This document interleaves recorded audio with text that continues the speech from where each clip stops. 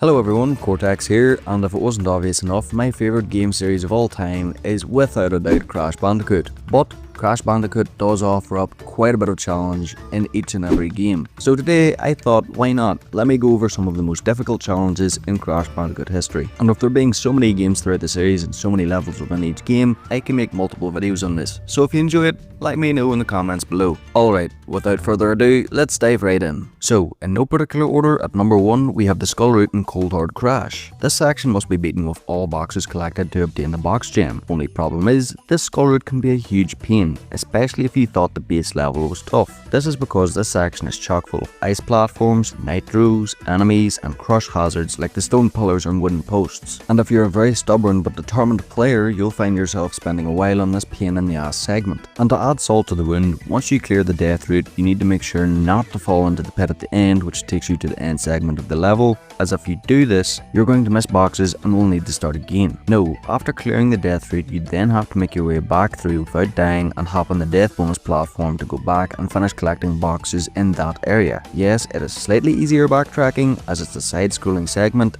and you will have cleared the nitros assuming you made use of Aku Aku, but still, it can be pretty tricky. But at number 2 we have the High Road, a level that kinda twists me a little bit, as I don't personally find it difficult, but back when the Insane Trilogy released, the internet and YouTube especially exploded with video after video of people dying over and over and over again on the level. And I can understand to a degree where people find difficulty, but you know, I'm a Crash Bandicoot and video game master, so this level is a piece of cake for me. But to circle back, many people found the platforming to be the most difficult aspect of this level, even to the point of people exploiting a cheesy glitch just to move on and reach the next level in the game. Okay, fair enough, I found myself using a glitch here or there to my advantage in some other games, but exploiting a glitch in a Crash Bandicoot game, Aku Aku does not approve. In number 3 we've got collecting the box gem and bears repeating. So first off, I hate you level. You've brought me so many sleepless nights because this level is just purely unfair. The base level itself isn't actually too bad. It's a nice snappy level, nice platforming and a decent little challenge. But it's this end segment where we ride Polar in this Crash 2 inspired level, where in that game it was fair enough and simple once you learned when to jump and when not to jump and when to pivot left or right. Here, it's just cruel. It's full of a metric ton of easily missable boxes, because the hitboxes are just that bad. And yes, there was a patch, but it's still not great. Mix that with all the hazards and the lightning speed of Polar, and you're in for a very hard level. And when it comes down to it, there's no magic tip or trick, and just like many other levels in Crash 4, it's just a case of trial and error. Keep going and eventually you'll get it. In number 4, we have the Platinum Relic and Hog Ride. This has got to be the most difficult relic in the game, as my god that bike is awful to control. You'd expect notoriously difficult levels like Future Tense, Stormy Ascent or Pissing It Away to be the most difficult levels to platinum, but I swear this had to be the most annoying thing in the world to me, attempting this level over and over and over again. And this is mainly all down to how the set time to beat the level leaves little to no room for error, as a platinum relic should be, but Hog Ride is just unforgiving. Okay, in number 5 we have the death route in the Gauntlet for the purple gem. Now, this one isn't as difficult as some of the others on this list, but it can be tricky. This death route truly is a gauntlet. Making our way through this section in particular can catch you out a surprising number of times if you're not careful. The pathway is lined with nitro crates at both sides and has some tricky death pits to avoid. But all in all, if you're patient and you take your time, it's not too bad. And right in the number 6 spot, we've got the blue gem in Crash 4 on the level Draggin On. So for those of you familiar with the method to obtain this gem, you'll know how difficult this can be. But for those of you that don't know, Toys for Bob brought back an old challenge from Crash 2, where in Turtle Woods you have to finish the level without breaking a single crate and you're rewarded with the blue gem.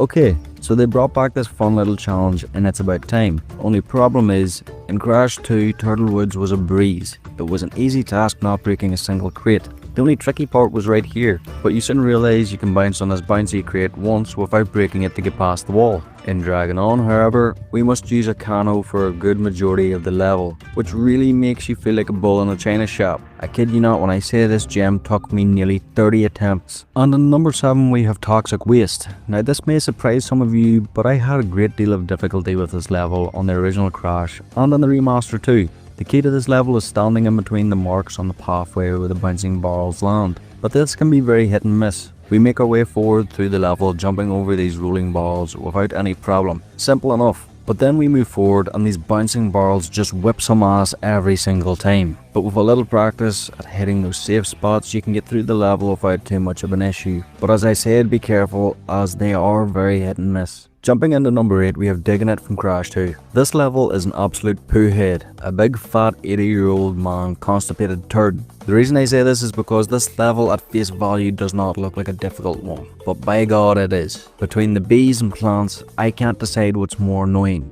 I find the bees always catch me out if I manage to stumble into a mine or miss the safe window with the electric fences. And the plants, well, I can't stand those things either, as they do not slow down with spitting those explosive pits. And what's more, the damn things nearly always catch me out with their thorns anytime I want revenge for losing my last 5 lives to the same plant. And do not get me started on the backtracking here. If you decide to take the death route, you are treated to backtracking through this pathway of misery and pain. Facing these things head on is annoying enough. Now I try to do it without sight, as you can't see anything coming. And at number 9 we've got Stormy Ascent. So I'm sure many of you have played, seen or heard of this level, but in case you missed it, this level is essentially slippery climb on crack. The level is very unforgiving and it's not hard to see why Naughty Dog removed the level from the original game for its difficulty in the first place. And is it just me or does anyone else despise when you reach a safe platform and take a second to breathe, only to move on and die instantly? And don't get me started on that embryo bastard. This has to be a real sack twister of a bonus level if I've ever seen one. Good God almighty, the problems this bonus caused me. Eventually when I did beat it, I wanted to kick Embryo's ass, but that bitch ran. So, in conclusion, Stormy Ascent is anxiety the level. Well, that's all from me. Make sure to check in next week where I cover Spyro the Dragon, and if you enjoyed the video, be sure to leave a like and subscribe to get a free old man and a free caddy. Thanks for watching and have a great day. Now, I'm off to play with Squidward's nose while Barnacle Boy watches.